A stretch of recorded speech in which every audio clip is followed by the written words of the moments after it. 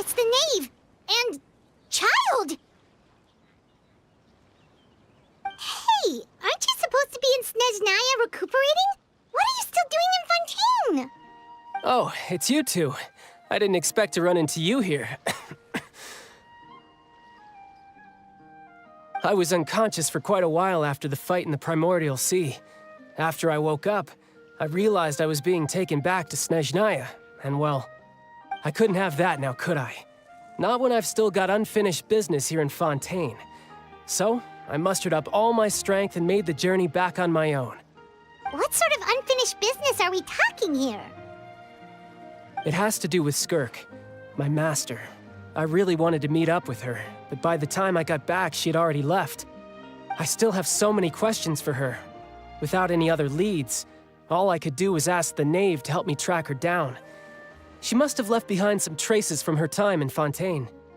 Oh, okay, so have you found any clues? Unfortunately, no. While the House of the Hearth is adept at collecting all manner of intelligence, certain existences can still manage to escape our purview. Basically, unless Master feels there's a need to meet with me, she's not going to be found. But that problem has an easy fix. I just need to become stronger, and then... Paimon thinks you should focus on getting better first. The worst of it is over. It's all thanks to that one kid from the House of the Hearth. Elwar, I think her name was. She gave me a bunch of random potions to drink. They didn't go down easy, let me tell you. Pain and chills all over. But they really did help speed up my recovery. And that's good, because it looks like I really do have to head back this time. The old man's been putting the pressure on me. He sent someone to tell me I'm needed for some sort of project. Project Stuja? Yeah, that's the one. I heard Regrader's involved too. I'm not looking forward to having to listen to all his monologuing, that's for sure. Hey, maybe you could think of a way for me to stay in Fontaine for a little longer. Helping Linny and the others brush up on their fighting skills would be far more interesting. If you and I could spar, that would be even better. I've been waiting for a chance to see you go all out. And what a sweet little daydream that is. But I also have a role to play in all this. I'll be leaving Fontaine shortly as well. Besides, considering how little they see fit to step outside the homeland, being called on to return to Snezhnaya by such illustrious dignitaries, what a great honor. Wouldn't you agree? One I could do without, I'd say. Is it just Paimon? Or does it kind of seem like they're... So, dear guests of the House of the Hearth, to what do I owe the visit? Well, we just... Right! We're super close to Linny and the others, but we still don't know much about you! Is that so? Introductions have already been made, have they not? Oh, well, you see? There's only so much you can learn about someone from a short introduction. At least tell us something a little extra, like... Why do you call yourself father? Huh, good question. I'd also like to know. The fact that you have to ask tells me our intelligence work has been quite successful. Telling you the answer to that question would only serve to undermine that success. And we can't have that, now can we? Spoken like a true diplomat. That was some expert sidestepping right there. Well, if there's nothing else, I think I'll take my leave. I still have a small matter to resolve at home. Wait, don't go!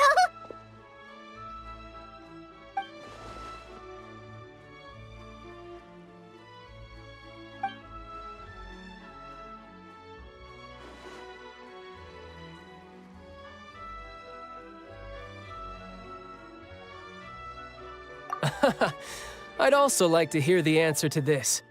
I've met some of the members of your organization, and they all seemed like really good kids. They actually reminded me of Tonya and Tusser.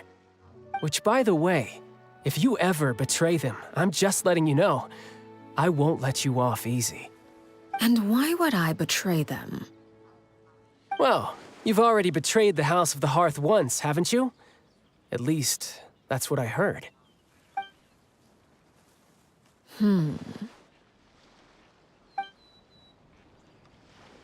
Okay, I admit. That's just what the old man told me. The rooster, I mean.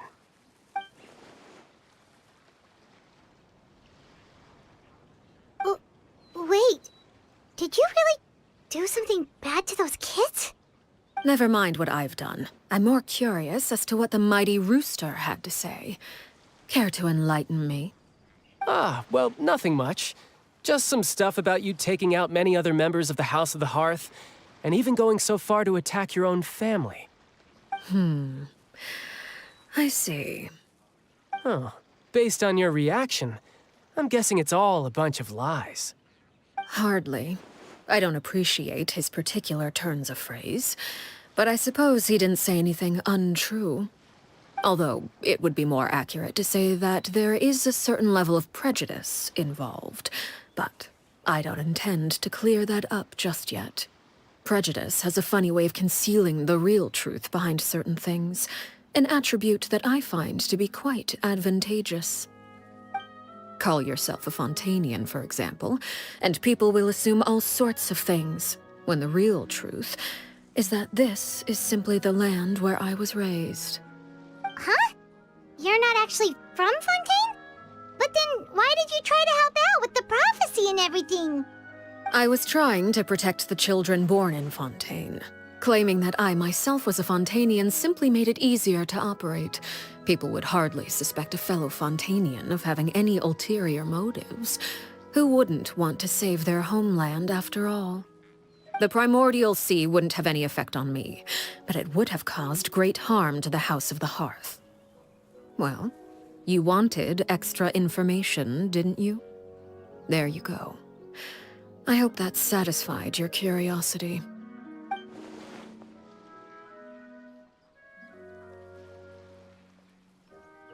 So, you stayed in Fontaine for the kids. I guess I was wrong to believe you'd betray them. Apologies. Looks like I was holding on to some prejudices myself. Good. Like I said, I like it when others have misconceptions of me. Actually, while I was recuperating at the House of the Hearth, there was something else that really caught my attention. I heard that members always resolve disputes and arguments with a friendly spar, and the loser has to back down. Seems pretty cool if you ask me. Would also give them plenty of opportunities to hone their skills. Well, that's only a recent development. In the past, such spars weren't nearly so friendly. The losing party would lose everything, including their life. They were that high stakes? Whew, at least that's not a thing anymore. Well, the current atmosphere's not half bad. I'm a bit jealous, actually.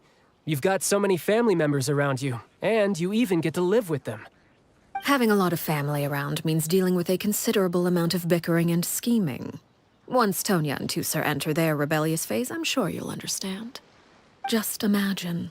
Tusser becomes obsessed with plucking out strands from the rooster's mustache, or Tonya decides to dye her hair 42 different colors. Okay.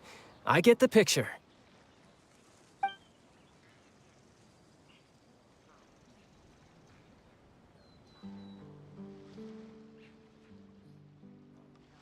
Well, would you look at the time? I should probably get going.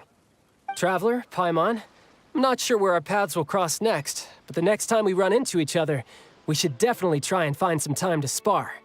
Again, maybe this is a conversation we can have when you look less like you're gonna keel over. All right. Well, thanks for everything, Arlecchino. No thanks necessary. You also played a part in obtaining the Gnosis. I would say we can call ourselves even. I like the sound of that.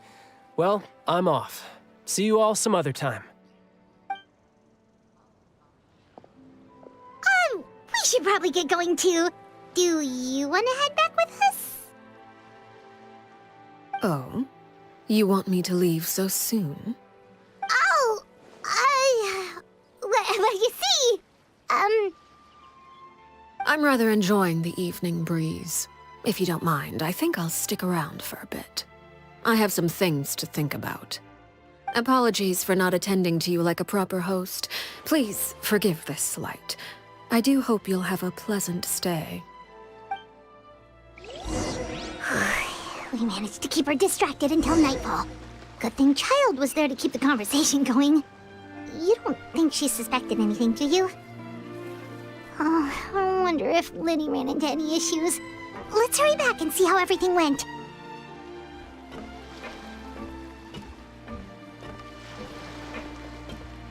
Oh? You decided to stay a little longer? Let's take in the ocean view together, then.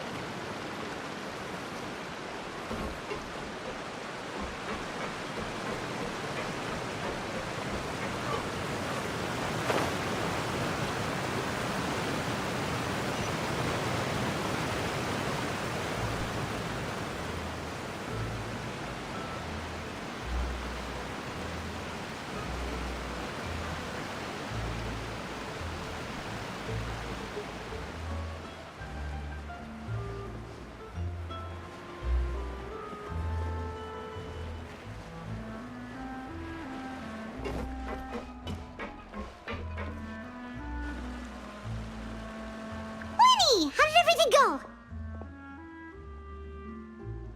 Well, long story short, we ran into a small issue.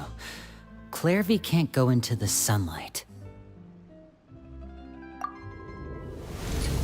Everything was fine at first. She followed me up to the surface just like I told her.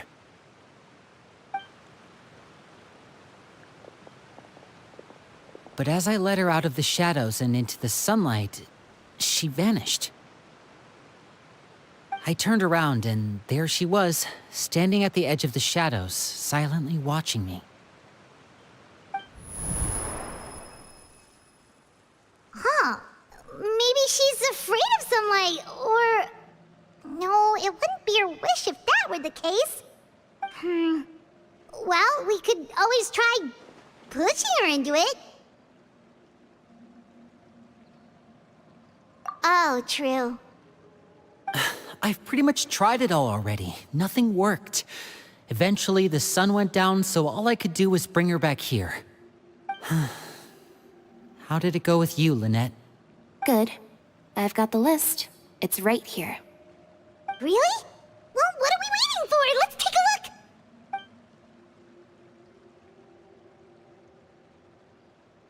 Oh, that's a lot of pages.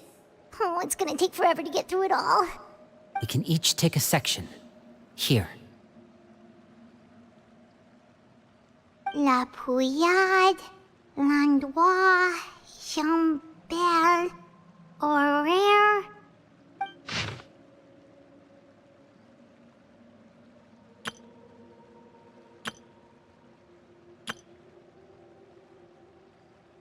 Oh, yikes. That Horaire guy has a huge scar on his face. He's kinda giving Paimon the creeps. Ah, I've met him before. The scar is from an injury he received during a mission. I still remember him joking with me about it. He said any future lover would take one look at him and then lose all interest. Did he say anything else? Well, I asked if there was someone he was interested in. He said no, and that's where our conversation ended. It was only later that I learned he really did have someone he liked. He risked everything to escape so he could be with her, but it didn't work. One day, Father asked to see him, and, well, I never saw him again after that. Wait, so that means the knave, It may seem cruel, but it's just one of the rules of the house. Betrayal is not to be taken lightly. We know too many secrets to come and go as we please. So, if you do try to leave, you pay with your life.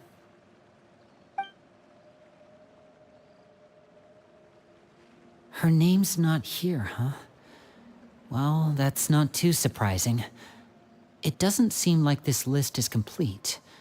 It only contains records dating back around 5 years. Let's shift our attention then. Fremine, were you able to find anything out? Fremine. Sorry. I was thinking about something. I managed to talk to quite a few people, but I couldn't help but notice that the atmosphere in the house was a little... strange. Strange. Yeah, I mean, I know there have been arguments in the past, times when people haven't gotten along. Chaplot and Filial are a good example of that. Oh, those are two of the people that we met while delivering supplies. Paimon can see how they might not get along. They had very different vibes, and their, interests seem to be pretty different as well. That's to be expected, actually. Father brought us all here, shared her knowledge with us, taught us how to fight. That's one thing we all share. But that's also where the similarities end. Not all of us feel the same desire to stay here. As members of the House of the Hearth, we're also considered part of the Fatui. And to a lot of people, that's an identity they never asked for. Certain members get older and realize they want something else for themselves. But considering the rules of the house, most people would never say that out loud. People like Chaplot and Foltz are loyal to Father and her vision. They're proud to be part of the Fatui. Filial and Natlan, on the other hand, well, they aren't quite as enthusiastic. These kinds of conflicts have always been there. It's not like Father is in the dark about any of this. Well, that's true. But it just feels like things have gotten worse lately. Filial and the others, it seemed like they were meeting in secret to talk about something. I can't say for sure, but I think they've met Clairvy. You think she's been inciting them to act out? No, not exactly. But I wouldn't be surprised if she said something to them about the darkness in the house and how deep it runs. She's told me about it before. Experiments being run on children. People being used as pawns on the battlefield without so much as the strength to survive. And they just believed all that? Without any evidence? Clairvy's words probably gave them the excuse they were looking for. Whether they actually believe them to be true is secondary. This is all because of Project Stuja, isn't it? Whoa. Hold on a second. What's this Project Stuja all about, huh? This is the second time it's come up now. Sorry, but I'm not sure of the details either. I only know what Father has told us, which is that it's something the Rooster and Regrator have been working on together. Apparently, it has to do with the Fatui's strategic plan for the future. Because the House of the Hearth was so successful in obtaining the Gnosis, we now have the honor of playing a key role in Project Stuja. Wait, but isn't that a good thing?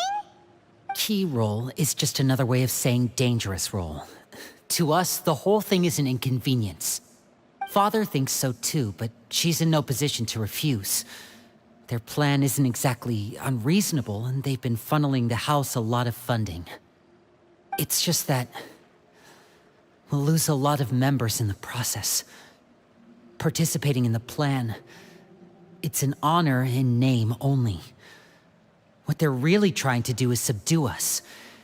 The existence of an intelligence organization outside their control makes them feel uneasy.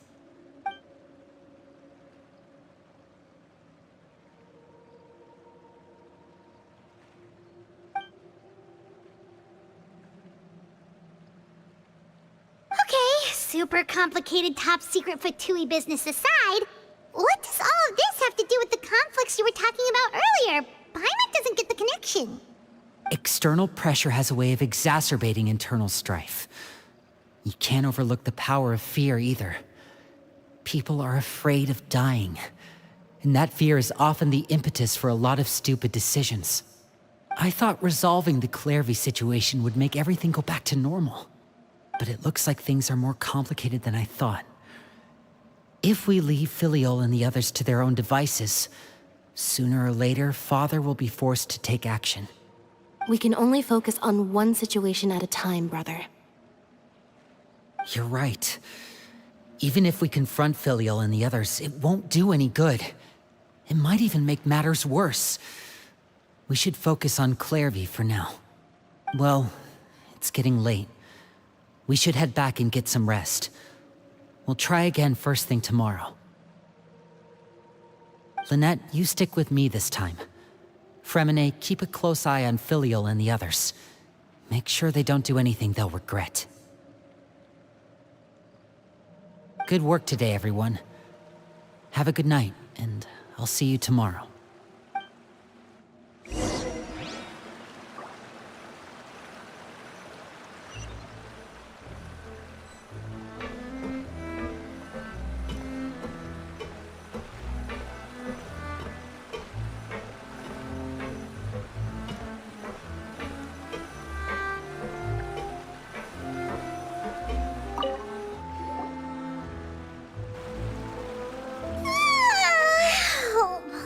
Looking forward to an early night, but she can't sleep at all. Hey, you don't think the Knave will be too angry with Lenny and everyone if she finds out about all this, do you? She's even scary when she smiles. If she were to actually get angry... Ooh, you have to protect Paimon if that happens, okay, Traveler?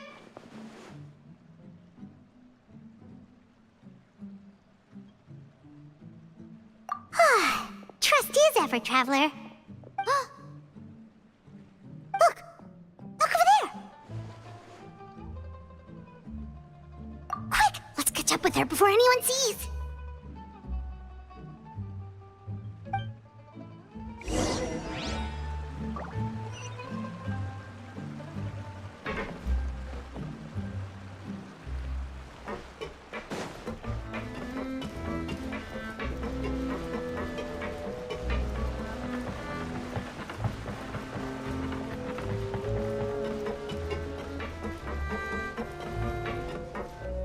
Over there!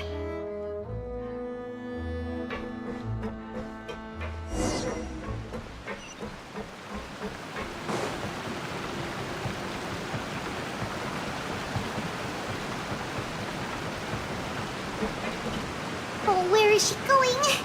Oh, if someone sees her, we're toast!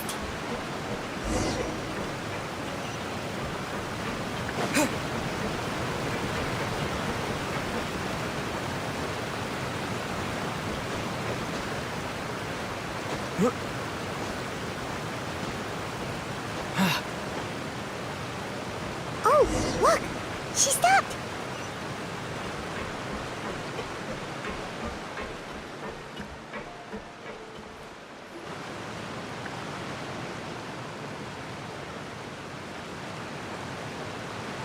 Clearvy! Shh! I opened the window while no one was looking. Look how pretty the outside is.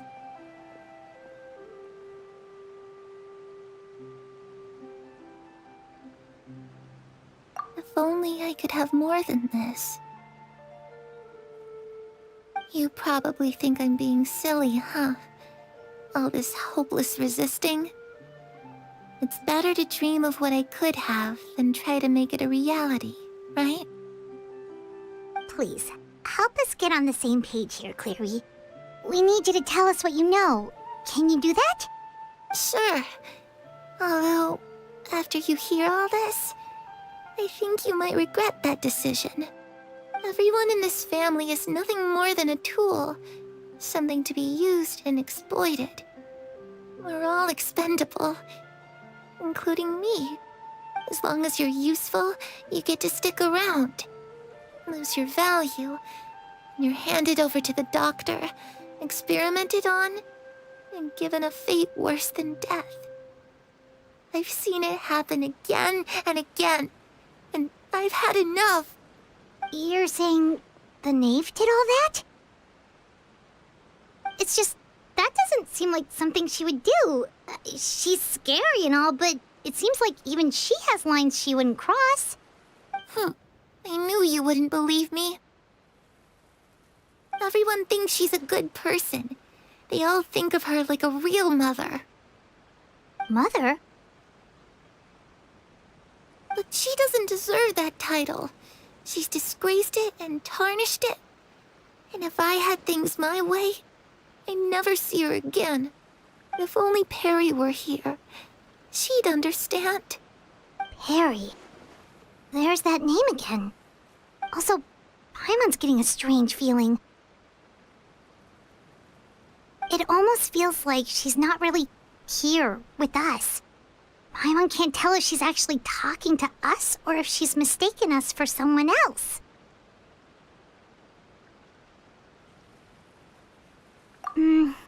Well, in any case, it seems like she really needs someone to talk to. We should keep her company for a little longer. She looks so young. But it seems like she's been through a lot. It's getting windy. I should close the window. Ooh, look at the moon. Isn't it pretty? Hey, wanna hear a secret? I heard that if you look up at the night sky in Snezhnaya, you can see the aurora. It's supposed to be super pretty. Even prettier than the moon tonight.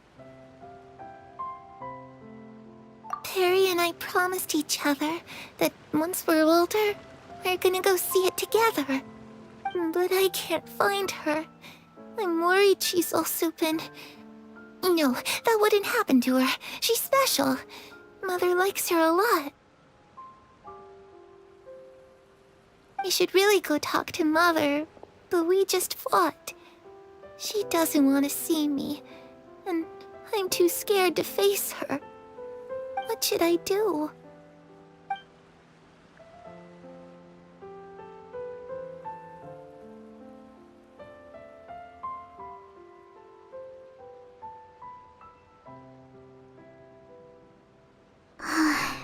Paimon really doesn't understand what's going on with her. Well, let's head back. We've got an early morning tomorrow.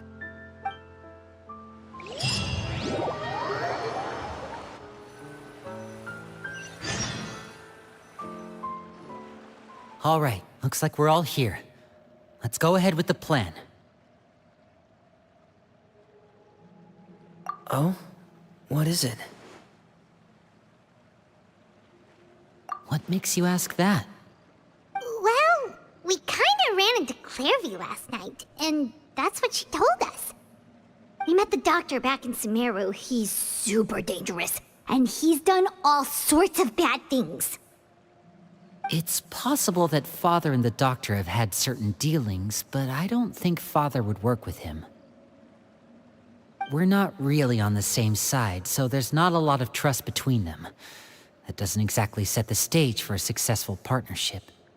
I did hear, though, that when Father first became a Harbinger, the Doctor offered to work with the House of the Hearth. Father rejected most of his proposals, except for one.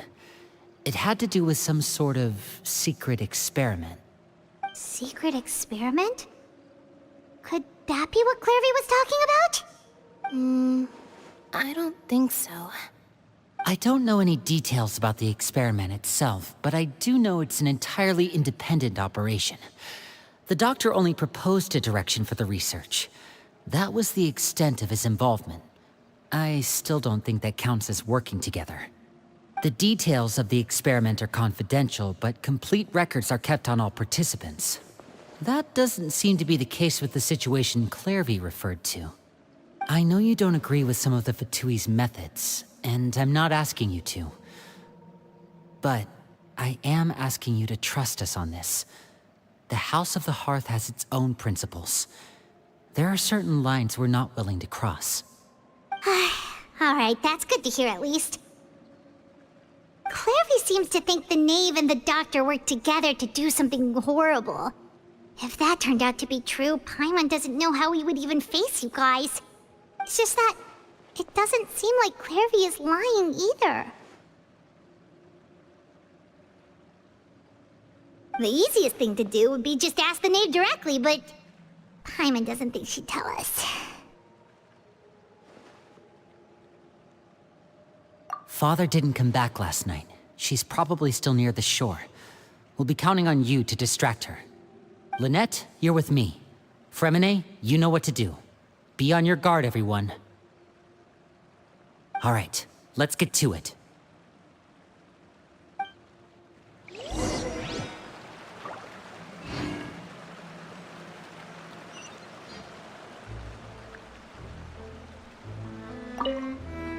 Where are we going today? Let's try somewhere further away this time.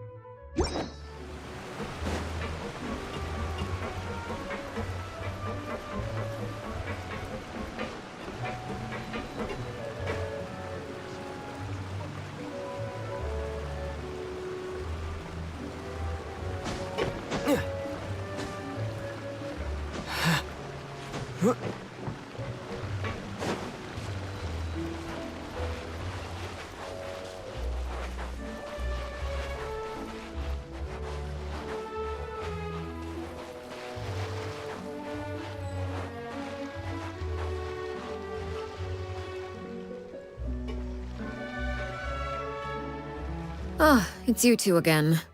I must say, you look a bit pale. Did you have trouble sleeping last night? A little.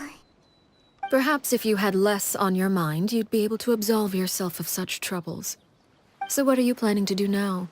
Catch up on some sleep? Or should I give you some time to rack your brain for a topic to discuss before I ask any questions? Although I must profess to being curious. Without Child here, how do you plan on distracting me? Us? Distract you? A good one. But no, we were just here for a chat. Looks like you could have used some extra time to think. No matter. If you don't have any other plans, why don't you accompany me somewhere? Don't worry. I'll be sure to steer clear of any scheming children. The ocean breeze is sure nice today. Children always think they can hide things from the grown-ups. But nothing gets past me. Least of all a little scheming. I think I'll let them have at it for a little longer. I can be very patient. Well, I'll leave you to think things over. If you're so inclined, meet me outside the Palais Mermonia. Good things come to children who do as they're told. So I do hope you decide to tag along. If only for your friends' sakes. What should we do? She clearly knows about everything we've been doing, and Paimon doesn't think it'd be a stretch to say she was threatening us just now.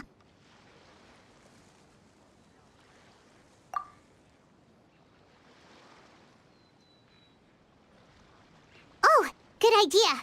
Hopefully he sees it in time. Well, we should probably head to the Palais Mermonia. Paimon doesn't want to find out what happens if we don't show up. Based on what the knave was saying just now, it sure didn't seem like it'd be anything good.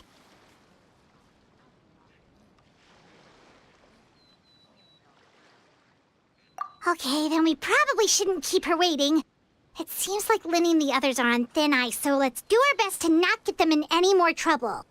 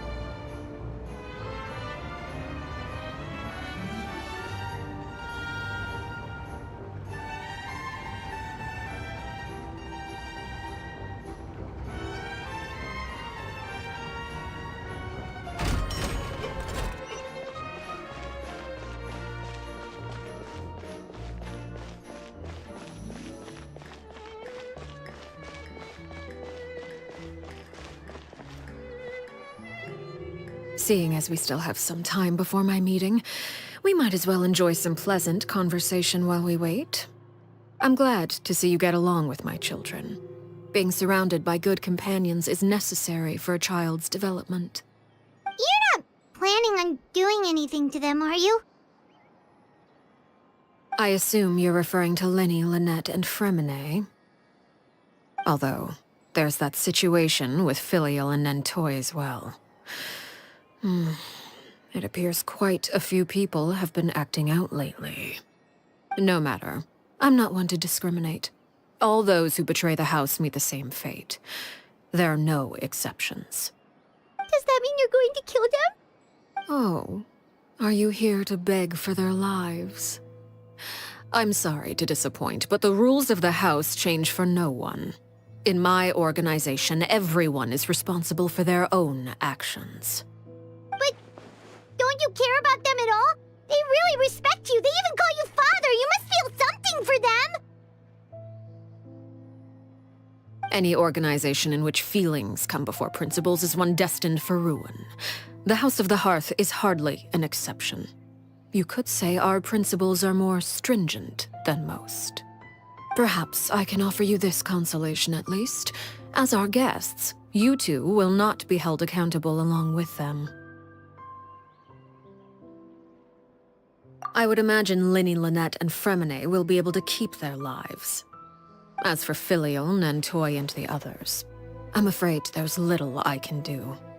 They can try to escape, but once you know our secrets, there's no getting out alive.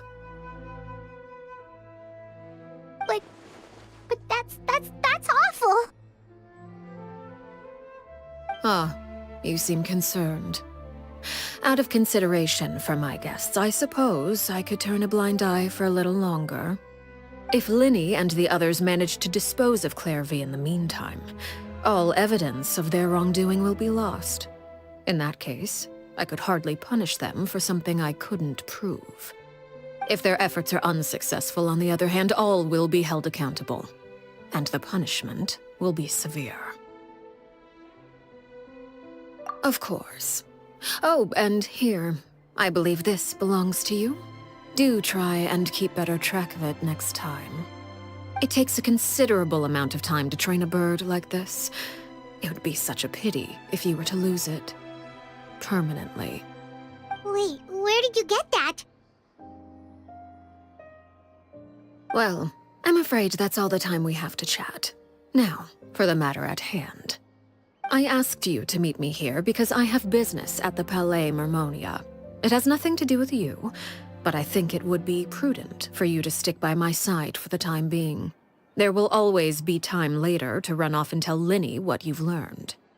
Well, time to go. Looks like we wrapped things up just in time.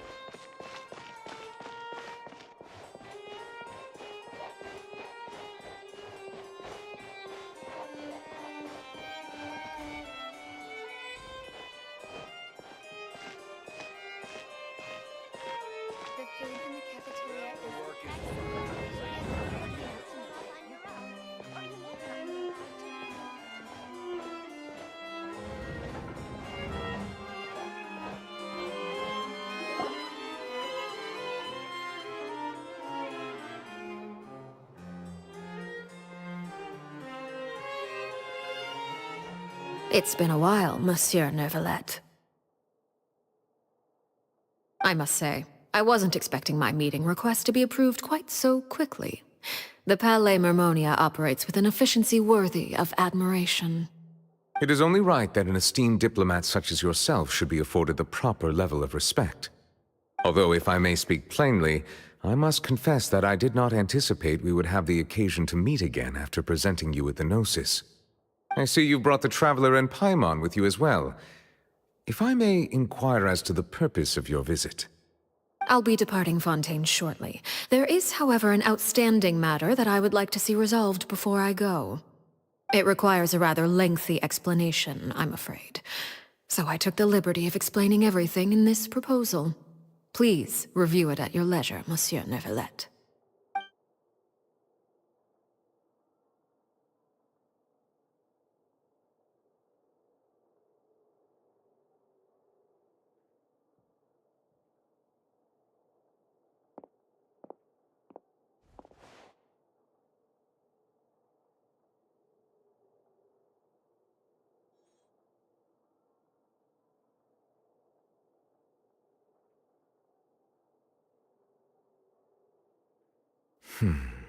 I understand your request.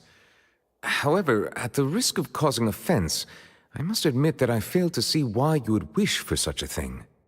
I heard you have a certain fondness for water tasting, Monsieur Neuvillette, so allow me to use water as an analogy.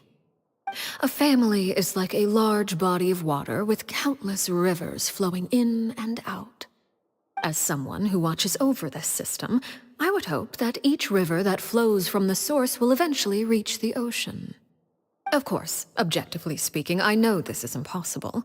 Most of the rivers will dry up along the way, disappearing into the ground and leaving nothing but a barren riverbed behind. Not all rivers are destined to reach the ocean, but I would not see their existence rendered meaningless.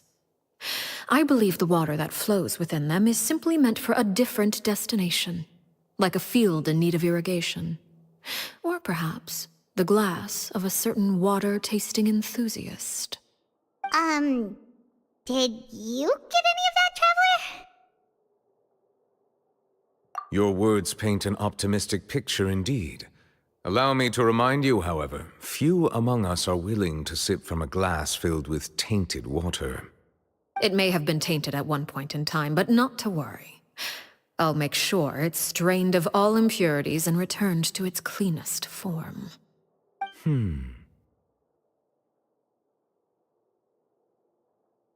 I seem to recall there being a transactional aspect to your proposal. Perhaps you could expound on that? If you accept my proposal, Monsieur Neuvillette, I will gradually withdraw my forces from Fontaine. And, unless absolutely necessary, I will no longer carry out any special missions within Fontaine. I presume I can take your words to mean that, in the future, cases similar to the Tartuffe assassination will cease to cross my desk? Tartuffe? Ah, that thief who embezzled funds from all those charities, you mean? My deepest condolences to his family, but without any evidence, I cannot imagine how the House of the Hearth might have been involved in his passing. Of course, if you accept my proposal, Monsieur Neuvillette, I'm sure certain measures could be taken to reduce the frequency of such troubles. You choose your words carefully indeed. In that case, I am inclined to accept your proposal. My thanks for your generosity, Monsieur Neuvillette. Well, with that settled, we should be going now. I took the liberty of bringing along 2 bottles of spring water from Snezhnaya for you to enjoy. I do hope I get the chance to hear your impressions. Perhaps at our next meeting? Yes? Indeed. I trust you would not overlook your commitment in the meantime. All right, Traveler Paimon. Time to go.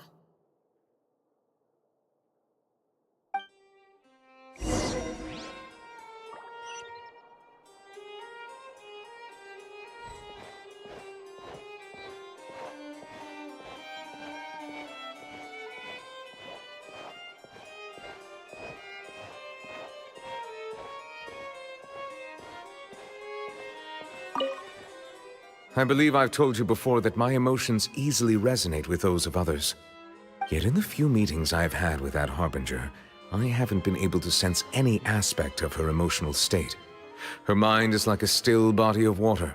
Who knows what darkness lies in its depths, and the lack of ripples on the surface gives nothing away.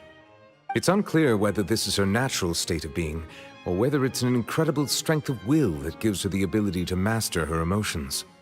Either scenario, however, suggests she is a very dangerous individual. I do not expect an explanation as to why you two are by her side. Whatever your reasoning, I would only advise you to take caution.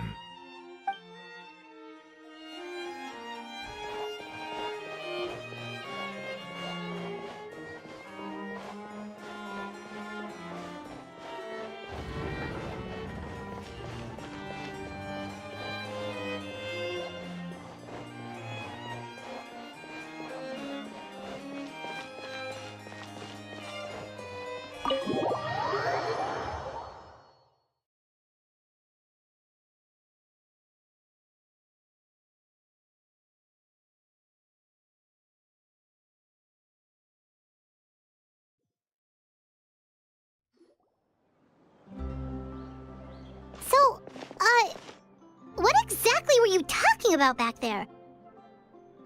Paimon only heard you mention some rivers, a large body of water, and then some kind of irrigation scheme. You really want to know? I would imagine there might be more pressing concerns at the moment. Winnie, Paimon really hopes everything's going okay. Oh, Paimon recognizes that look. You've got your thinking cap on, don't you, Traveler?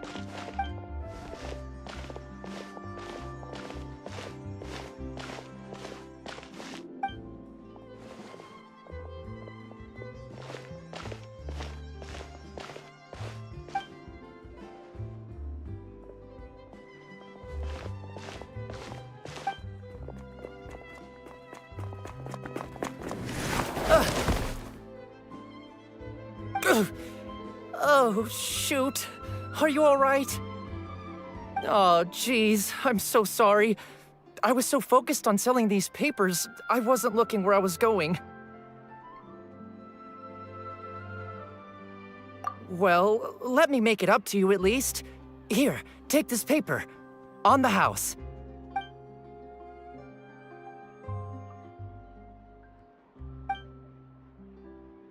Oh, you don't have to give us anything.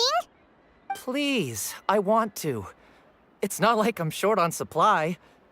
All the extras will be useless come tomorrow anyway. It's my fault, really. I was just trying to bring home some extra mora for the family, but I bit off more than I can chew. I haven't had many takers today, so I'm still swimming in papers. What's going on here? Nothing much. I just ran into your friend here on accident. I should probably get going, actually, so... Hold on. Of course, I'm happy to compensate you with mora, it's just... I don't have any on me at the moment. I'll take 3 papers. Here. Your payment. Oh! Thank you for your patronage. May the Archons bless you with good fortune. If only I had the chance to run into such generous customers every day. I should probably just take on a smaller inventory though, right? I'm getting married soon, so sometimes it's hard to not get ahead of myself. Anyway, I should head out. Goodbye! Well, now that my affairs are settled, we should take the boat back to Poisson. We've even acquired some light reading to enjoy along the way. Actually, why don't we stick around for a little longer? Paimon just realized how hungry she is. She can't head back to Poisson on an empty stomach.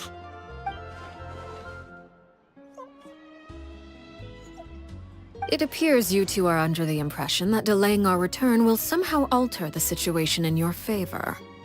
I'm sorry to ruin your fantasy, but your efforts are meaningless. That being said, I could be persuaded to give Linny some extra time.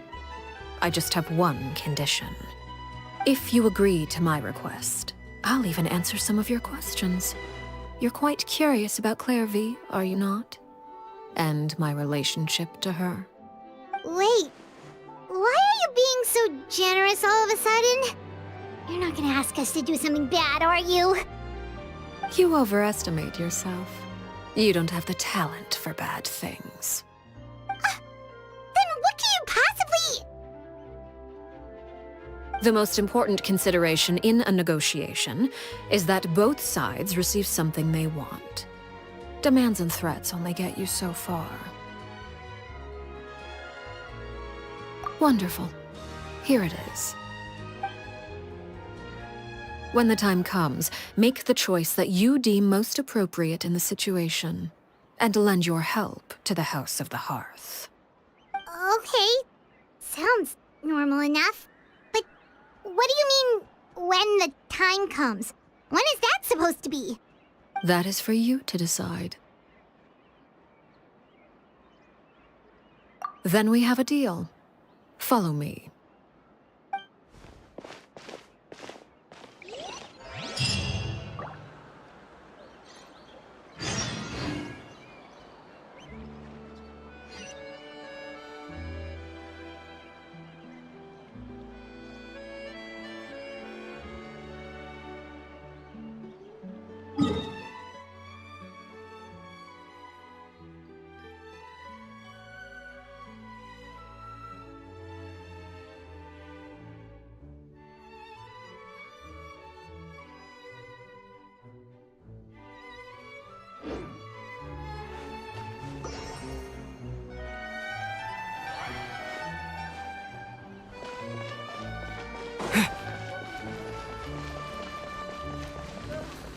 Once again, they found something to disagree with.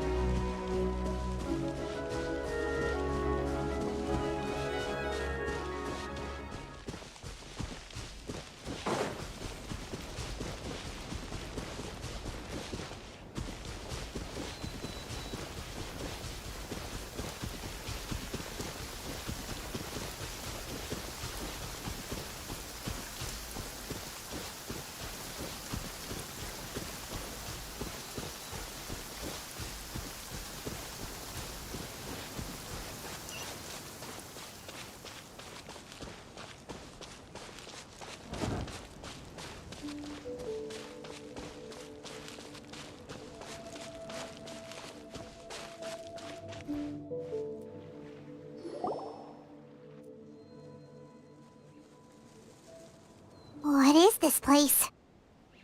Somewhere long forgotten by everyone. It used to be a grand building. Now it's nothing more than a pile of rubble.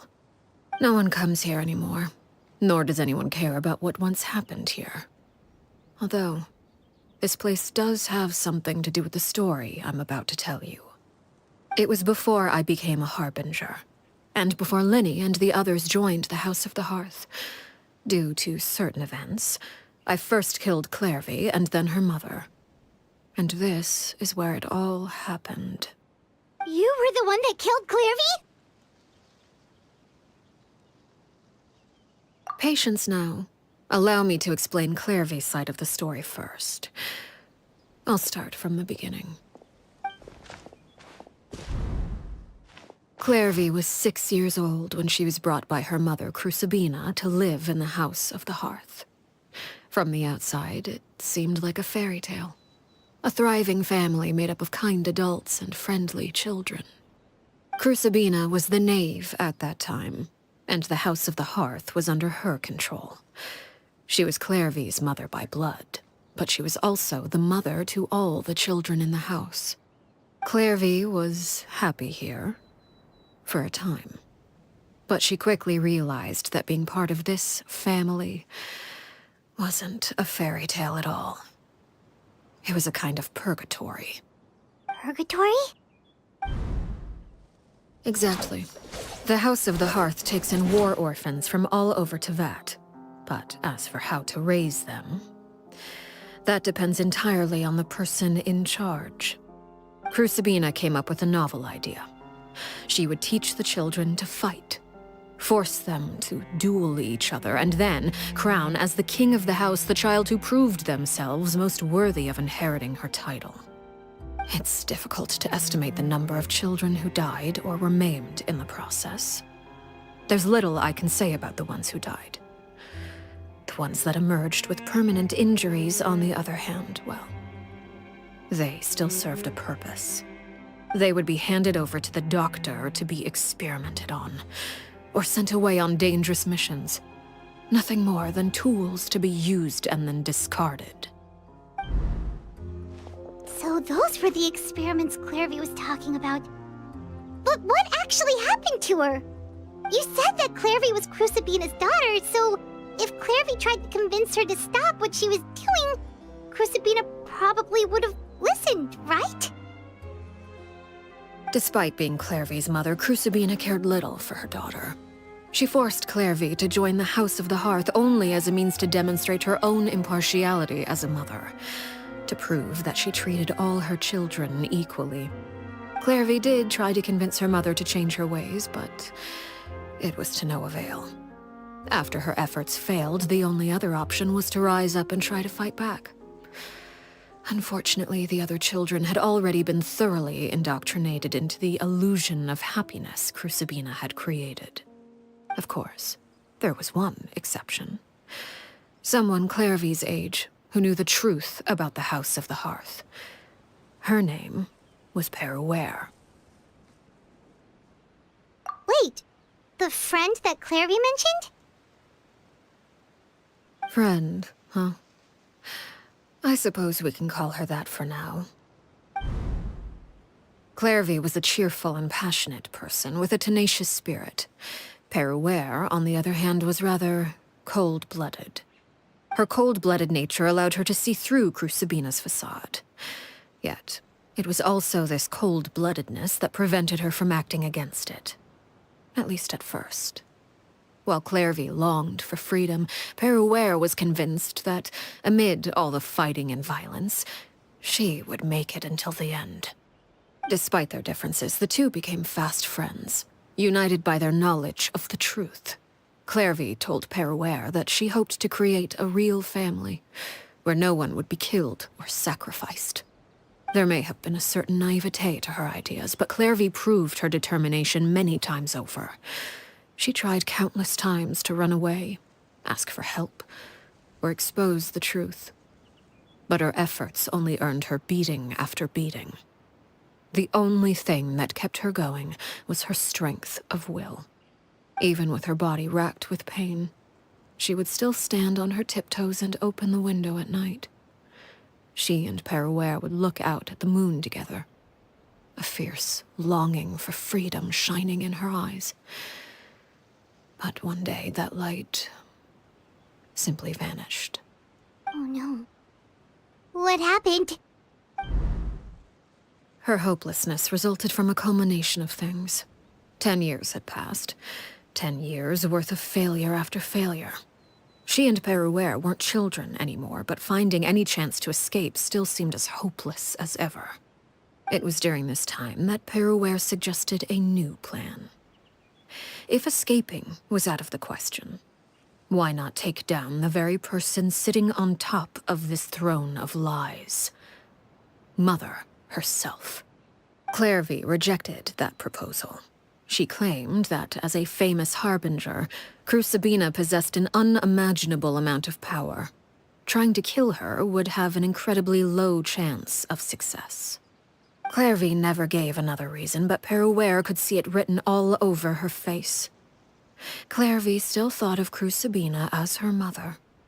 Killing her own flesh and blood was a line she couldn't bring herself to cross.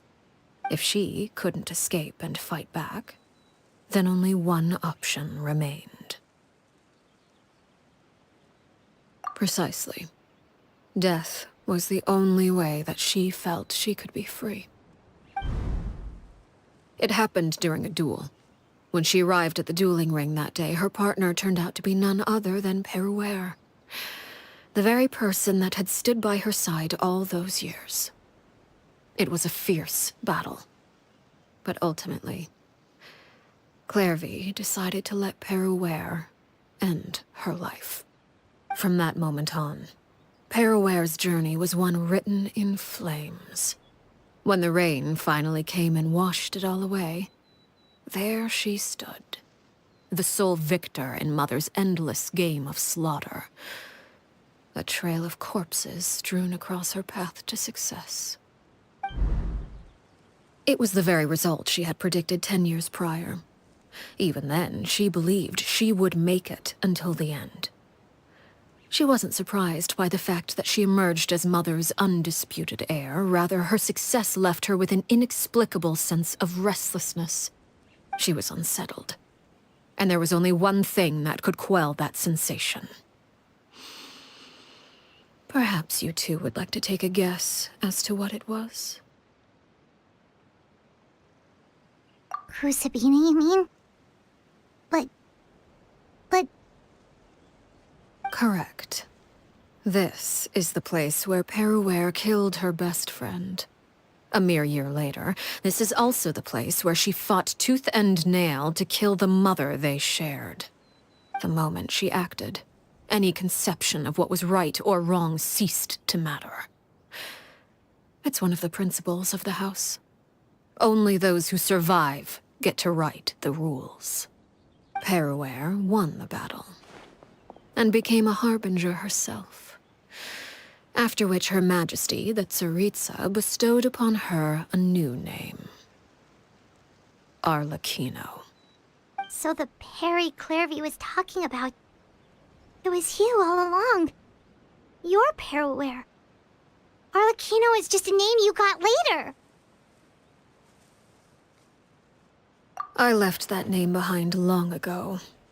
I must say, hearing it now does bring back memories.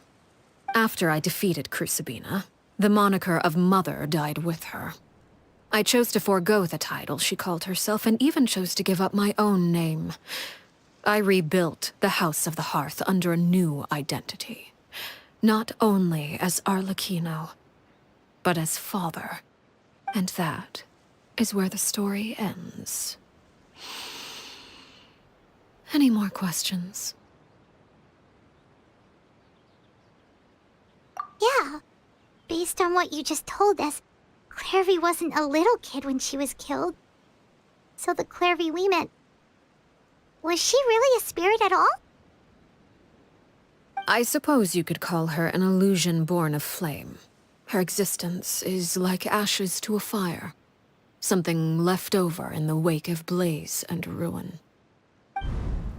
You see, a certain power runs through my veins.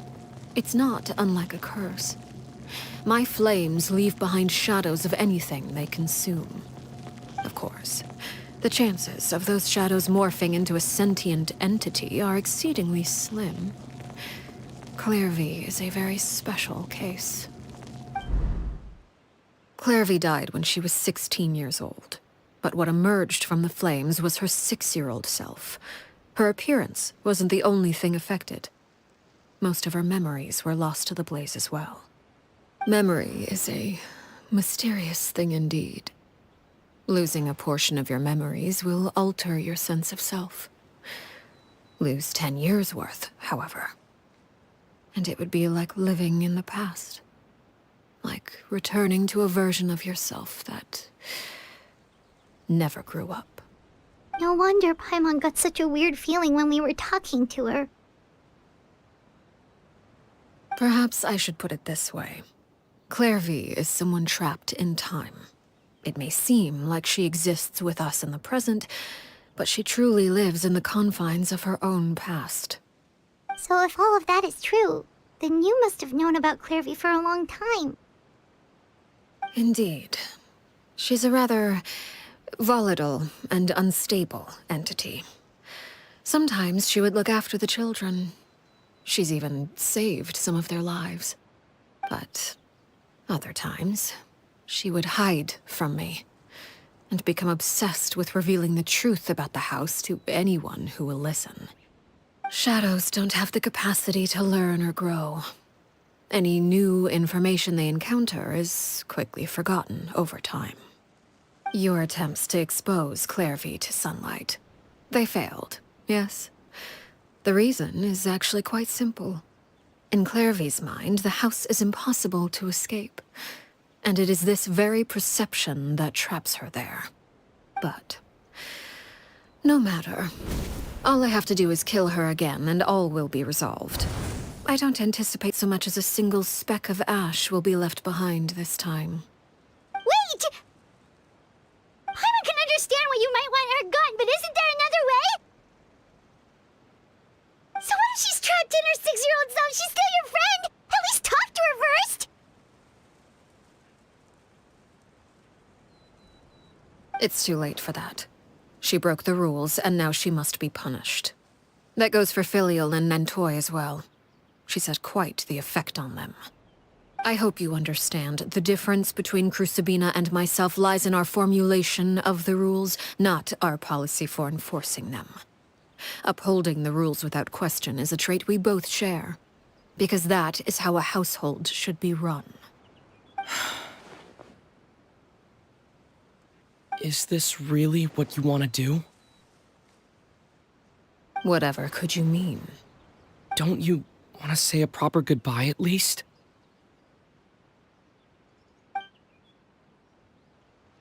Whether as a killer or as a father, there are two things that must be avoided at all costs: anger and sorrow. Anger makes you impulsive. Sorrow causes you to waver. Well, it appears it's about time to proceed. Before we arrived, I told some of my well-behaved children to bring our troublemakers here by nightfall. I do believe I've kept my end of the deal. I gave your friends quite a bit more time. As for what happens now, we'll just have to wait and see.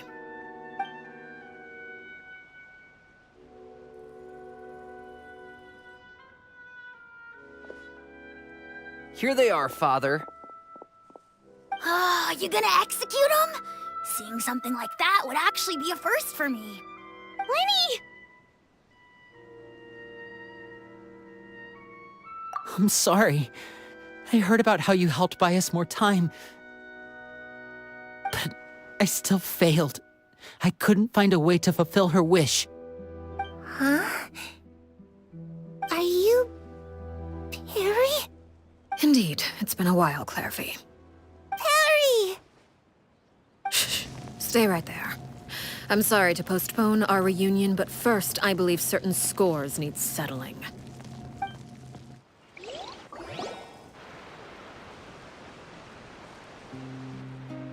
Father, let me explain. Out of my way. Father! You chose to conceal a threat to the house. And for that, you must be punished. Overall, however, I suppose your wrongdoing is hardly the most egregious of the bunch, so I'll deal with your punishments later. As for right now, the more pressing concerns are the traitors among us. By traitors? Do you mean us? Father, let me explain. We didn't mean to... Fultz, why don't you share what you heard? Yes, Father. Secret Midnight Meeting number 3.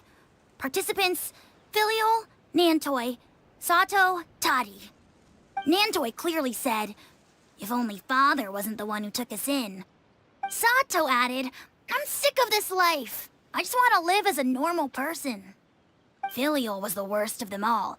She called us crazies and said a bunch of mean things about Father. I did not! You're lying! Fultz is trying to frame us. It's not like I'm the only one who heard those things. After that, you and Toddy and a bunch of other people started talking about Clairvy. You were using all those things Clairvy brought up as an excuse to question Father. We're birds locked in a cage. The only way out is to destroy it. That's what you said, wasn't it? You little... You just want me gone, don't you? What did I ever do to you, huh? And you, Sheplo, have you forgotten who stood by your sickbed, watched over you, and changed your dressings? Come on, let's hear it then. What's your reason for all this?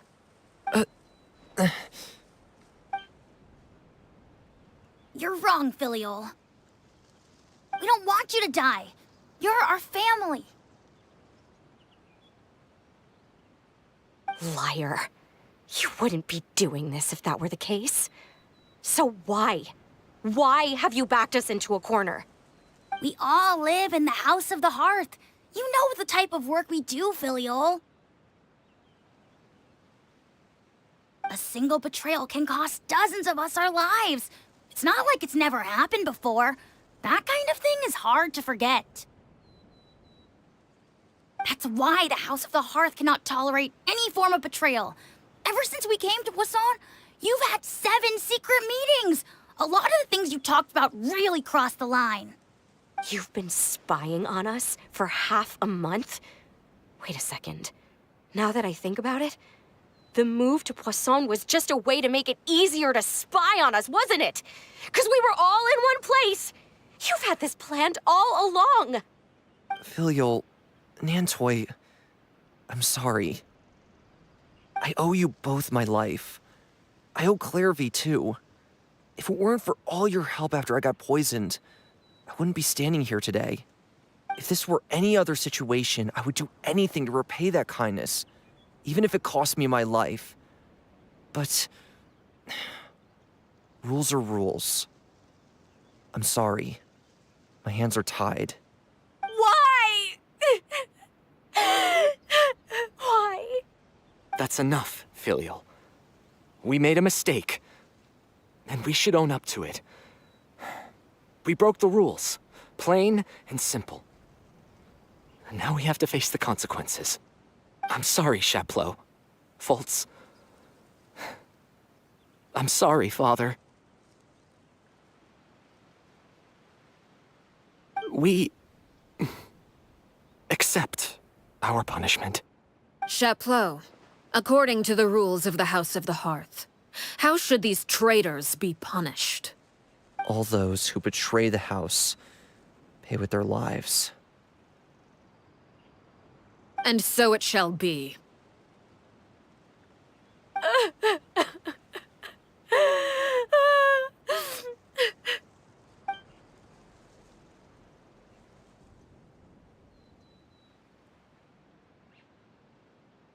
Father, please wait! Something you want to say, Linny? Please reconsider, Father. What Filial and the others did, does it really count as betrayal? We all come from broken families. From the very first day we joined the House of the Hearth, we wanted nothing more than to make it a real home. But the truth is, none of us know what a real home should look like. I'm not saying I have all the answers. All I know is this. Killing Filial and the others may uphold the rules, but doing so will only bring us further away from being a real family than we've ever been. So please, Father, please reconsider. I agree with Linny. Father, please. Linny, you...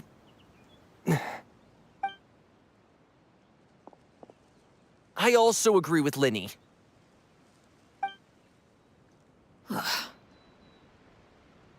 An order once given cannot be rescinded. However, given the extent of your determination, I suppose we shall have to go about this a different way. Draw your weapons and face me. Our weapons? Father, are you referring to a duel? Precisely. The rules of the house will not be altered. Traitors must be punished. However, resolving disputes with a duel is also one of our rules, one that also applies to me. Demonstrate a sufficient showing of strength, and I shall offer a concession. Wait. Bede, Father in a duel? Impossible. Father is way too strong, even for Lenny.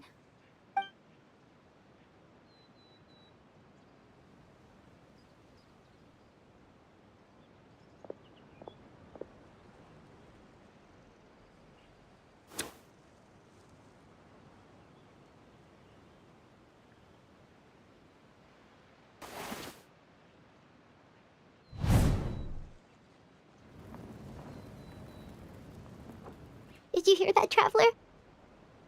Lenny and the others have to duel the Knave. What should we do? Can they really win something like that? If they lose, those people from the house are really gonna be executed. Hey, are you listening?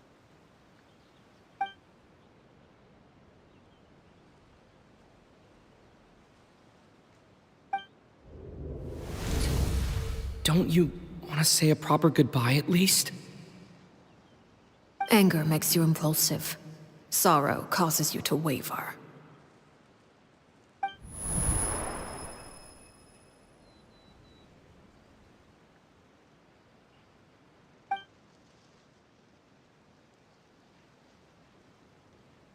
Oh. Looking at that expression on her face, she seems really serious about this. Guess that means there's no chance she's throwing the duel on purpose, huh?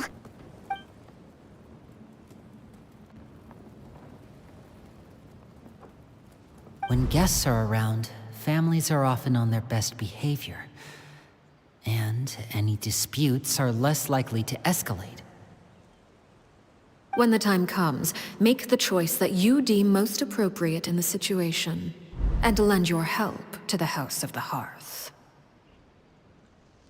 What's wrong, Traveler? Hey, where are you going? Traveler?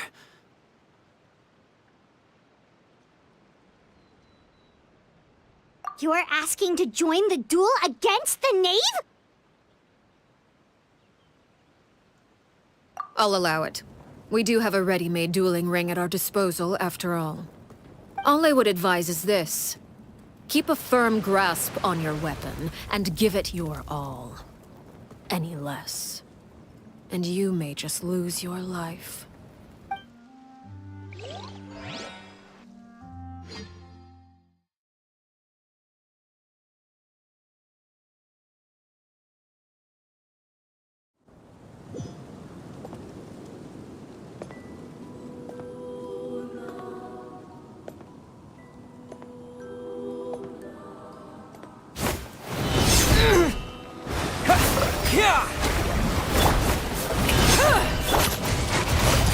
Get a little chilly.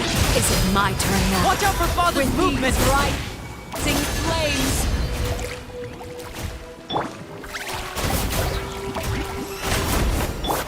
Water jet!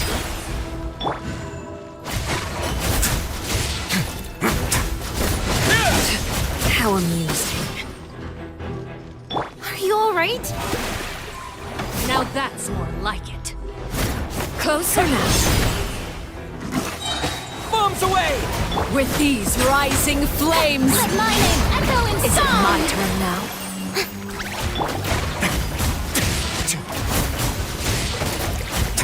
Get in gear! With the fall of darkness, destruction shall rise. Have a taste of Purgatorius.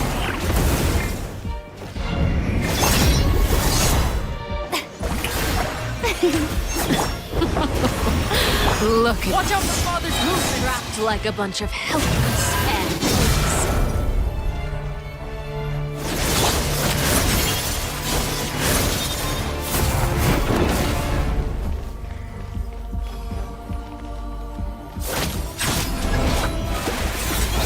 The countdown. Over here!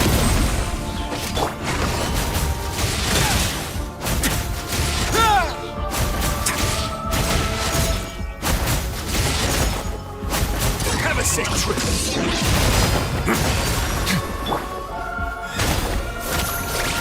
With these rising flames. Getting here. Not bad. You've proven to be a worthy opponent. After all.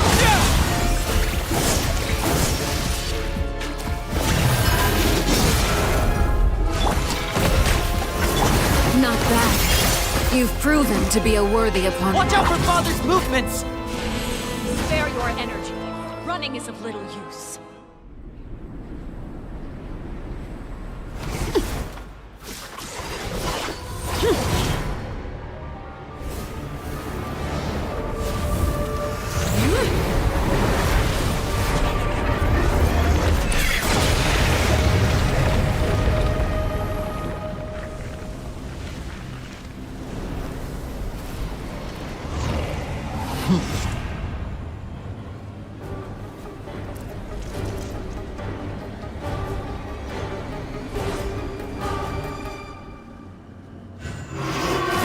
Kindness has been seared away. My blade is all that remains. Water jet!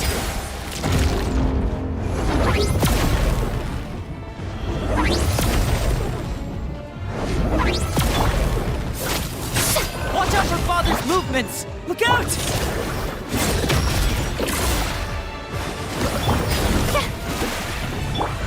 What now?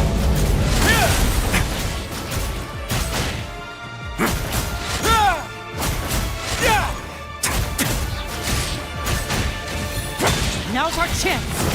Over here!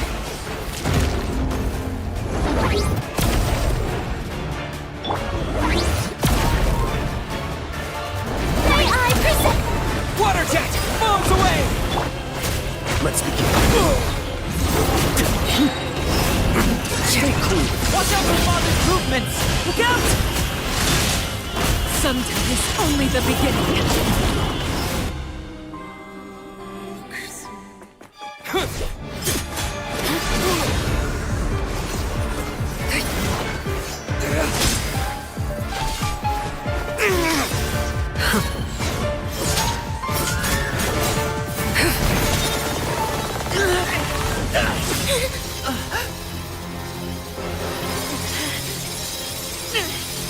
You should know better than to crowd in one place.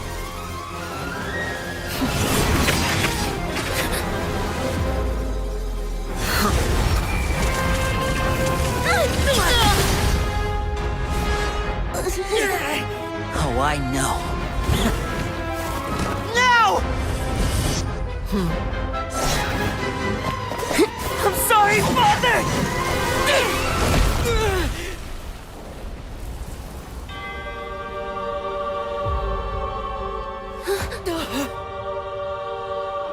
Sorry for what? This pitiful excuse for an attack.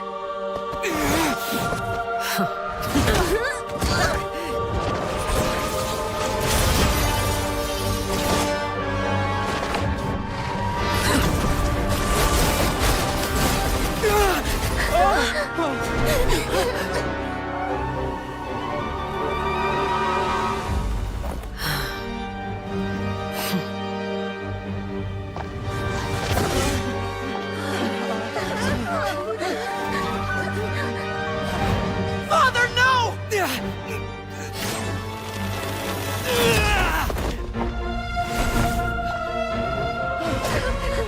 Made it out, did you?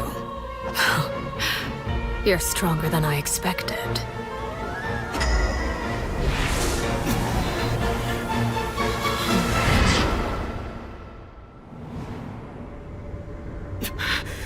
A crimson moon?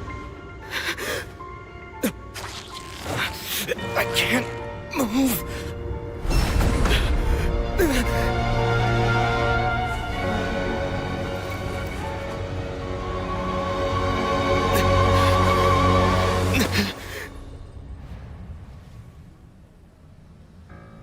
Still, not strong enough to beat me.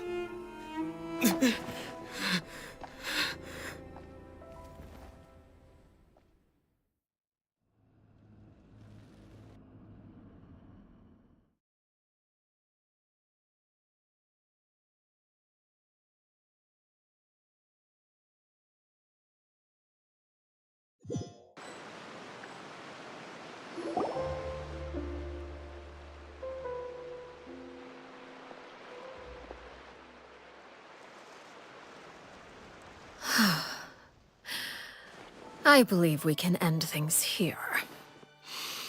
It's not often that we get to enjoy the company of guests, after all. We wouldn't want things to get too out of hand. Brother, are you alright? Lenny! Given that I am the victor of this duel, as agreed, the punishment stands. No! I never thought things would end like this. However, everyone involved in the duel demonstrated a remarkable level of strength and determination. In light of this, I'm prepared to change the method of execution. Elwar, the bottled flames I gave you for safekeeping. Do you still have them? Yes? I wasn't sure what they were for, but I've kept them super safe. I didn't lose a single one. Wonderful. Then, in just a moment, I'll have you administer them. Bottled flames? Indeed. They're the product of a secret experiment. Under certain special circumstances, flames can be extracted from my person and preserved. Once ingested, searing pain will spread across every inch of your body. No harm will come to you physically, but your memories will be burned away. If you can withstand the pain. When you awake, you'll have forgotten everything you know about the House of the Hearth, and will be expelled from the organization. In other words, administering this concoction will kill the version of you that grew up in the house, and give you a new identity.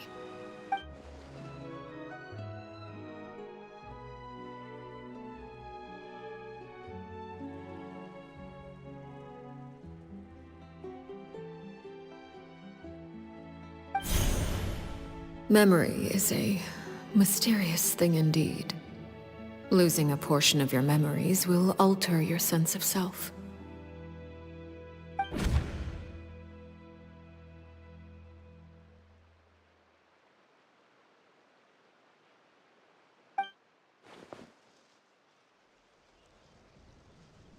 So, you're just letting us go, Father? You misunderstand. Memories are extremely important. Once consumed by flame, the version of you standing before me will die, and our secrets will die with you. So no, I don't intend to just let you go, because the person who survives will be nothing but a stranger. Even so, I won't have to live in fear anymore. I'm sorry, Father. I'm sorry I let you down, but I really... Don't cry, Filial. You haven't left the house yet, so there are still rules to be followed, yes? Remember what I taught you. Anger makes you impulsive, sorrow causes you to waver.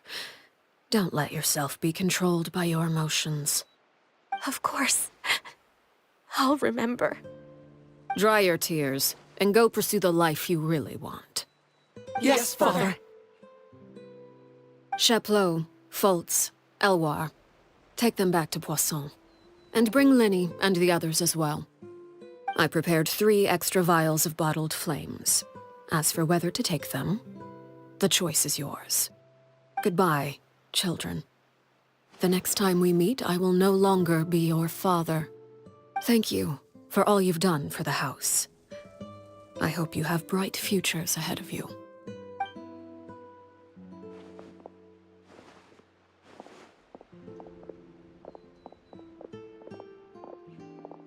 Father.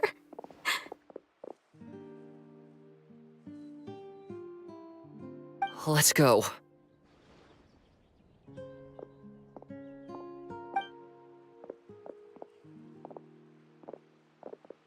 Here, grab my arm, Lemmy. I'll help you walk back. Thank you.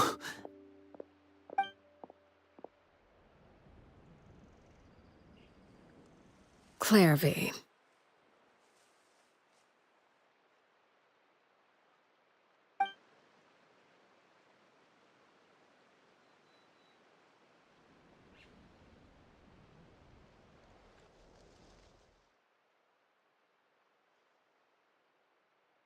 Can we talk now? I've been waiting for a super long time. You really are Perry, aren't you? I haven't seen you in so long. How come you're all grown up? Wait, did I somehow travel to the future on accident? Or am I dreaming? What a long dream. Neither. You died, Clairvy. That's what happened. You could have at least sugarcoated it a little. Look, she's done speechless.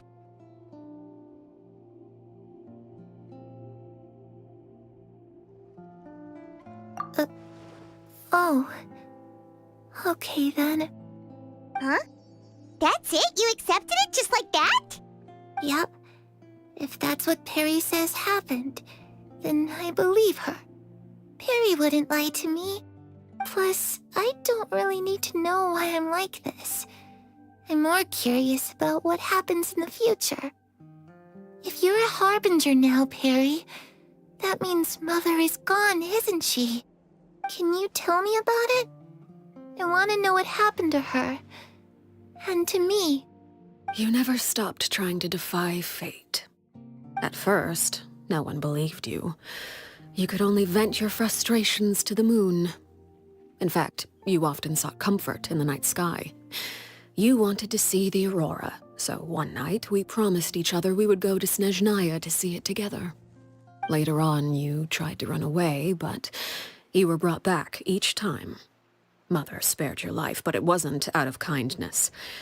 Instead, she decided to make an example of you by slowly torturing you over time. That way, the other children would know what happens to traitors. Still, you never gave up. Mother hoped that through ruthless duel after ruthless duel, she would be able to crown an ultimate victor among the children she raised. But you called on everyone to unite, to fight to a draw in order to reduce casualties. Your efforts may have only delayed the inevitable, but still. You gave them hope. You tried everything you could think of, but every attempt ended in failure. Still, you never turned your sword on Crucibina, and you never turned it on me. On that gloomy day, you told me, "For the last 16 years of my life, I've done everything I can to fight for freedom. But now, I realize that the only freedom I truly possess is the freedom to choose to die." I never imagined I would say something like that. I must have been feeling really worn down. But somehow, I still think I understand. According to Mother's plan, only one of us was going to make it until the end. And I always hoped that person would be you. If I could do it all over again, I still don't think I would make a different choice. Even when I first met you, I knew you'd be able to do what I couldn't. Is that so? Even now, I'm not sure I truly understand what kind of freedom you were trying to pursue. But as the head of the House of the Hearth, and as the children's father, I've tried to give them the most basic of freedoms. The freedom to choose their own fate. It's something I discussed with the Iudex of Fontaine. The children who want to leave the house will have their memories wiped clean of all secrets pertaining to the organization. In return, they will be allowed to live a normal life in Fontaine without being prosecuted for their past. Of course, I won't simply hand freedom to them on a silver platter. They have to fight for it and prove themselves worthy of it. Only freedom that is earned has true value. That's more than enough. That's exactly the kind of life I was fighting for. You know, Perry, I think you're a pretty amazing king, and a really great father, too. I'm really happy that you're the one who took over the house. I guess I do have one regret, though. I still haven't seen the outside world. Well, it just so happens that our dear guests over here have been to many nations and traveled to countless places. Perhaps they would be willing to tell you what the outside world is like. Really? Of course! We've traveled all over the place. We've got so many stories, we could probably talk your ears off for 3 days straight!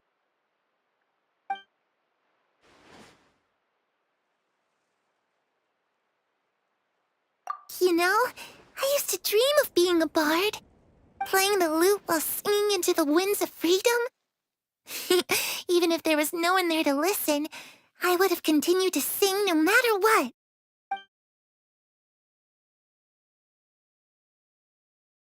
Ah, that's where Mora comes from. I never knew that before. If I had some Mora, I would buy 3 new dresses. One for me, one for Perry, and one for Mother. It's just too bad Perry doesn't like wearing dresses. And Mother, well, she probably wouldn't accept something like that either. I guess I'd just have to keep them all for me then. I could wear a different one every day.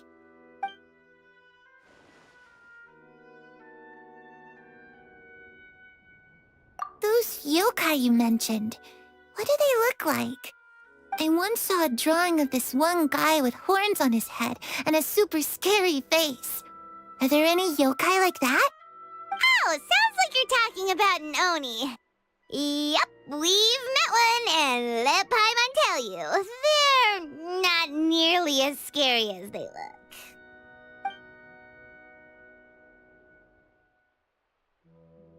I was always too afraid to skip Mother's fighting lessons. But at the academia, I bet you could do all sorts of secret things in class. Things that have nothing to do with studying. I'm just kidding. Being able to study whatever you want without having to fear for your life actually sounds pretty great.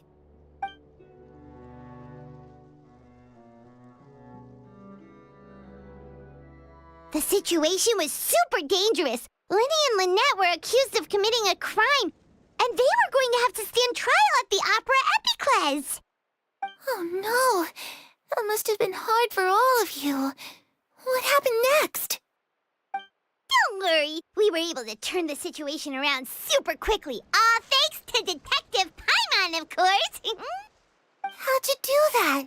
Come on, tell me. Okay, so it was like this. After the failed magic show, we rushed to the scene and...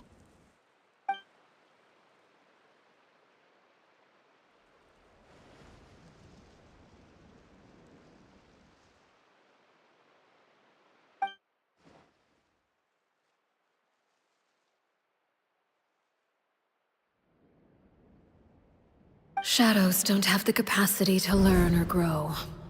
Any new information they encounter is quickly forgotten over time.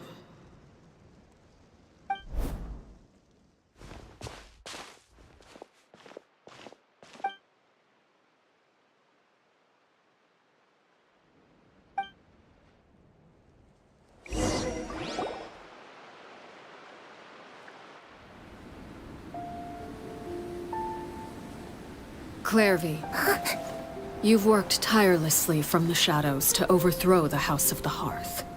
Now, by my authority as the Knave, I shall announce how this matter ends. You are hereby expelled from the House of the Hearth. You are no longer tied to this place, nor are you bound by its rules. You're saying that I can finally leave? To experience the outside world as well? Oh, I almost forgot. There's no getting older for me. Still, seeing who you grew up to be makes me really happy, Parallel. Take care of yourself. Goodbye.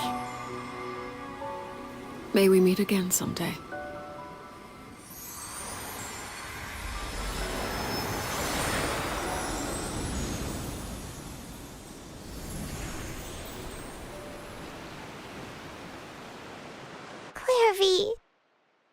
She left so soon. Paimon didn't even get to finish her story. I also have certain sentiments left unsaid. I wanted to tell her that the aurora I saw in Snezhnaya was just as beautiful as the ones in the pictures. But a shadow's memories reset at dawn. Had we delayed any longer, we wouldn't have had the time to say goodbye. Whatever regrets may linger, let them be lost to the coming of a new day. Father? It's Linny! Hey, Linny!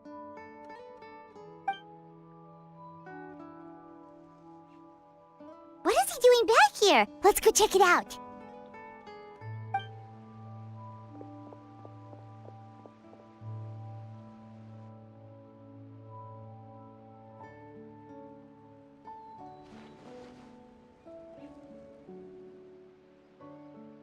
Father, the bottled flames have been administered.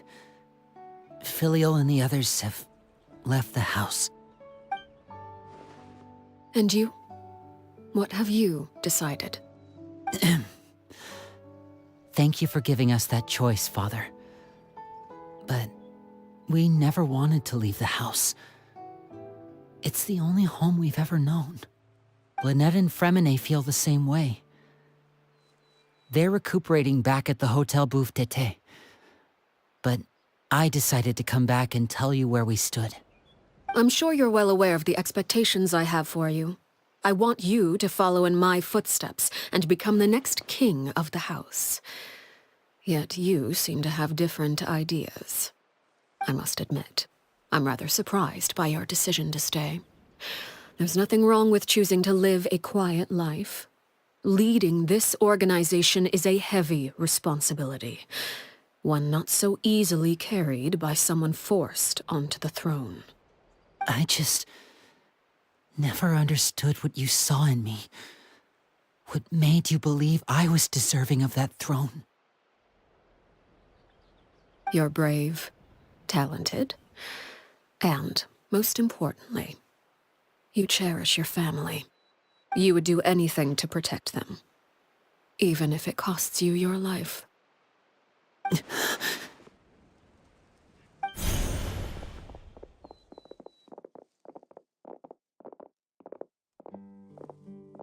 Speaking up back there was so brave of you, Linny. It's all thanks to you that we were able to convince Father to back down. You're a hero, Linny. Hero? Father is the real hero. Had Father gone all out during the duel, there's no way I would have walked away with my life. She must have had it all planned from the beginning, from the very moment she suggested a duel. I'm not deserving of that title. I'm not strong enough or smart enough. You're wrong. In my opinion, all you need to be deserving of the throne is conviction and the necessary strength to act on it. We may have different ideas of what it means to be a family, but you can hardly be said to lack conviction. What you truly lack is strength. For someone of your talent, though, that's something that will come with time. Even without that strength, you still chose to face me in a duel, even though the odds were stacked against you. That capacity to honor your convictions is what I truly see in you. Father. No one knows what the future holds, what tragedy or triumph may be in store. Being at the head of this organization requires the strength of will to face whatever comes. Caution will only hold you back. If reaching a certain standard were required to go after what you want, I would never have succeeded in killing my predecessor. Back then, there was still a considerable gap between our abilities. Strength may decide the ultimate victor, but those who let a lack of strength dictate their decisions or undermine their convictions will never be worthy of the throne. I understand, Father. Thank you. Children must grow up to surpass their parents. Only then can a family continue to flourish. The road ahead is not an easy one, so I'll ask you one last time. Are you certain you want to stay? You've done so much for me, Father, and that kindness must be repaid. Plus, with Project Stuja at hand, there are many dangers ahead, and I, for one, don't intend to back down. Protecting my family at all costs. That's my conviction. Then you're welcome to stay. As for Project Stuja, you need not be too concerned. If those cowardly businessmen and heartless dignitaries try to take us down, I'm prepared to teach them a lesson. Having members who longed for the light was our organization's last weakness. With those members no longer among our ranks, the House of the Hearth is like a spider hiding in the shadows. We need only wait for our prey to come to us. At present, our imperative is to use their plan to our advantage. In doing so, a crimson moon shall rise amid the frigid blizzards of winter. No demonstration of loyalty shall go unrewarded, and no sacrifice shall be in vain. As for the two of you, whether we meet again as friend or foe, I'll remember the camaraderie we shared in this moment. No matter how arduous the journey ahead, I hope we both reach our desired destination.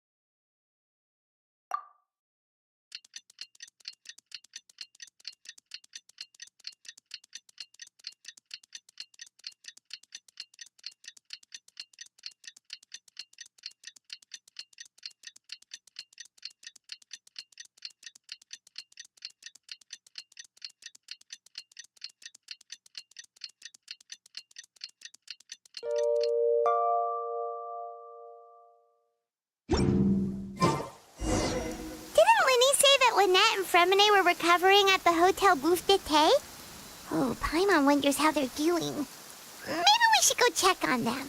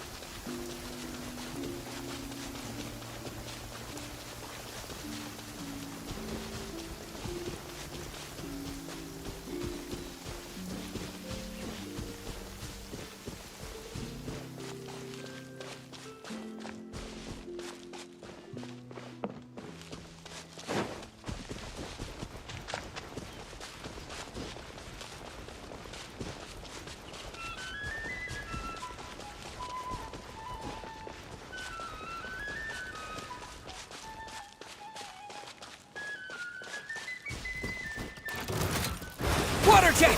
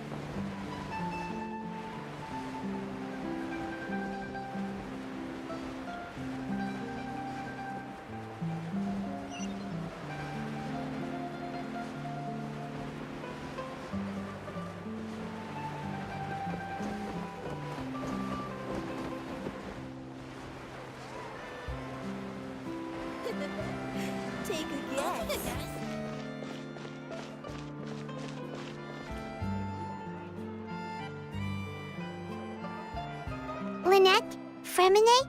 How are you feeling? Much better.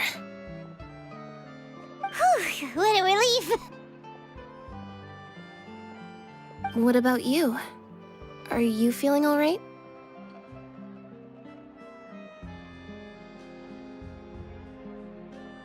I knew you'd come out unscathed. Us, on the other hand, well, we've been bedridden for 2 days. I couldn't even turn over. Oh, and I wanted to ask, is Clairvy gone? Linny and the other members have left Poisson and returned to the House of the Hearth. According to him, there haven't been any more sightings of a spirit roaming the house.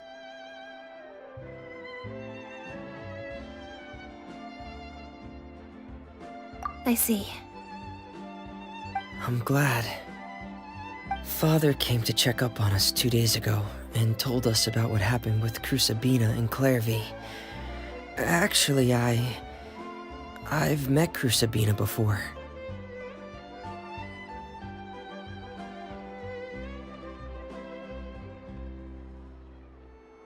Wait, what? You've met the former knave? Crusabina died a year after Clairvy. It was during the year between their deaths that I joined the House of the Hearth. Crusabina had an extremely cruel and radical way of doing things.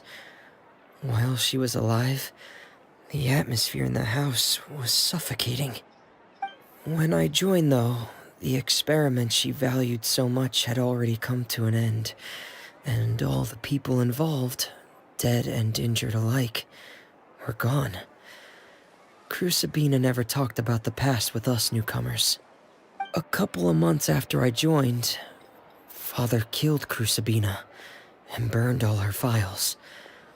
With that, the names of all the people subjected to her experiments, Clairvy included, were lost to the flames, along with the painful memories they represented. Father took in Lenny and me a couple months after that, but she never mentioned anything about Crusabina or Clairvy. It really seems like something she was planning to keep to herself. The last time you talked to her, did she mention why she kept it a secret for so long? She said she didn't want us to be affected by the darkness of the past. She was worried we'd develop a false sense of gratitude towards her if we knew about it. The foundation of a family should be free of any corrupting influence. Whatever happened in the past, it has nothing to do with who we are now. And that's what Father told us in the end. But I still thanked her for everything.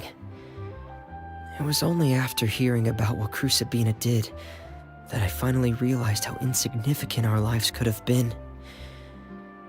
The members of the house meant nothing to her.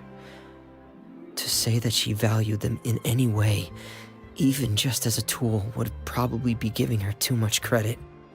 If Father hadn't taken over the House of the Hearth, I probably would have already... Father rarely brings up the fact that she saved us. She doesn't believe that being indebted to her should be what ties us together. But even if we didn't owe her anything, we would still choose to stay. Because this is our home. We may have arguments or times when we feel wronged. Some people may even choose to leave.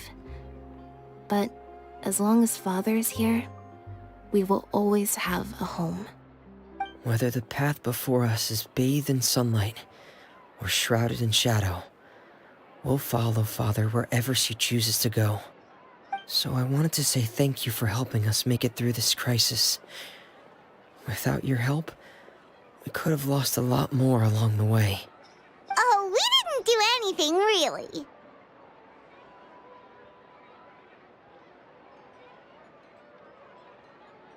Of course. You're welcome anytime. Are Filial and Natlan okay? I actually saw them at a cafe this morning. They didn't recognize me. From what I could tell, they were drinking coffee and talking about one of the operas that started running recently. They seemed happy. If I had to take a guess, I would say they finally found the kind of life they always wished for.